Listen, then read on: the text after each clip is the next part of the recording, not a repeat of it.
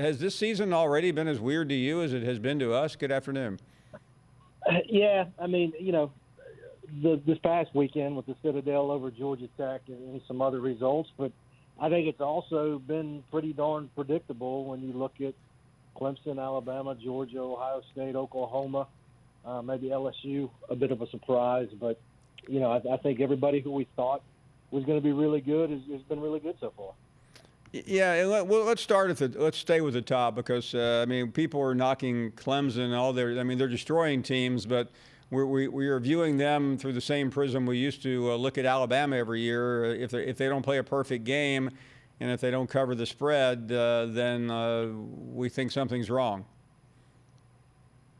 Yeah, and look, there's nobody on the schedule who's going to challenge them. South Carolina might be their most difficult remaining game, but when you see Trevor Lawrence turning the ball over like he has in the first 3 ball games, I think it's a bit of a concern. But maybe we expected perfection from him after last year, and nobody's perfect. But I think you can pick parts of each of those top 6 teams and say maybe LSU isn't as good on defense. Maybe Alabama can't run the ball.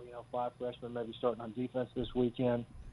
Georgia's banged up at receiver, but Clemson at this point, it would take a monumental upset for them to not be among the top 4 teams at the end of the season. The big question for me is, are the defending national champions as good as they've been the last few seasons under Dabo Swinney, or are they going to take a hit for the schedule? Because the schedule is what it is, and it's not very good.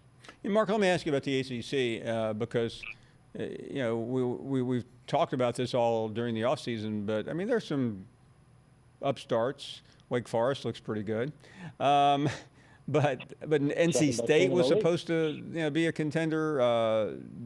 Georgia Tech losing, I guess maybe they've been so bad right now, nothing surprises me there. But what's the state of this league right now? And you throw on Florida State into that log under the fire just to get it burning. I think you can. Virginia's probably the second best team in the league, but they barely beat a bad Florida State team on Saturday at home. I think Wake Forest is probably the 3rd best team, and then after that, it's a bunch of teams. It's a bunch of average or below average teams. We thought Boston College had made some strides. They lose to Kansas the other night. Florida State can't get it together. Miami's already got 2 losses, lost to North Carolina. Which turns around and loses to Wake. NC State just lost to West Virginia, and I thought West Virginia, along with Kansas, probably going to be in the bottom of the Big 12 this year after Dana Holgorsen left and everybody left along with him. But I think you could argue, Clemson's Clemson. They're going to be a top 4 team, but I think you could almost make the argument the AAC or even the Mountain West maybe as good as the ACC this year. Let's be fair.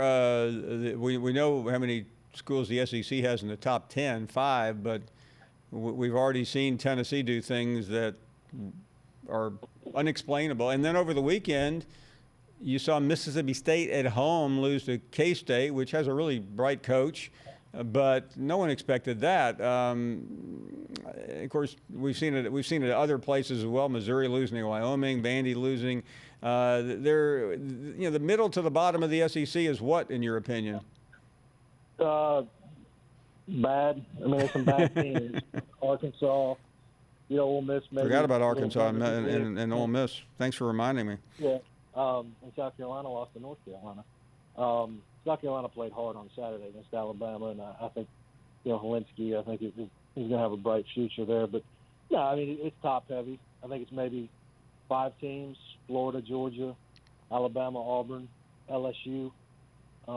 Missouri bounced back. But, I thought Missouri, I said before the season, and I was wrong again, but I said Missouri had a chance to go 8-0 and they lose to Wyoming in the first week. It's top-heavy. I think the Big 12 is top-heavy. Texas, Oklahoma. We'll see if TCU can rebound Oklahoma State.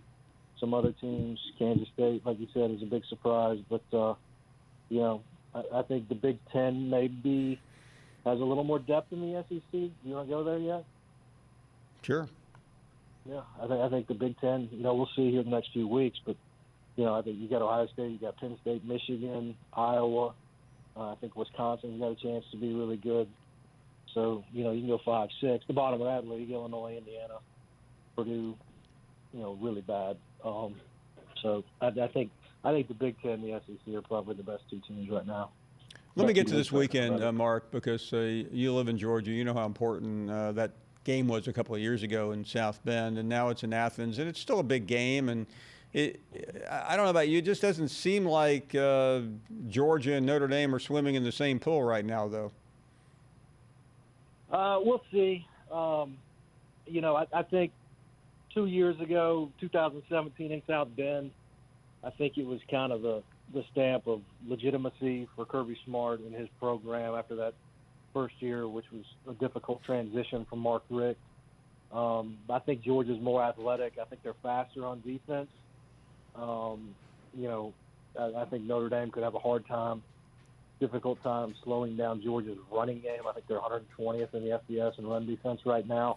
Notre Dame surprised me a little bit last week, albeit against New Mexico, but really opened up the passing game. And Ian Book, I think they had 6 passing plays over 50 yards, which was a bit of a surprise. But Georgia's speed on defense, I think, is going to be a big problem for them. We're so glad you're watching ESPN on YouTube. For more sports and analysis, download the ESPN app. And for live streaming sports and premium content, make sure you subscribe to ESPN+. We'll see you there.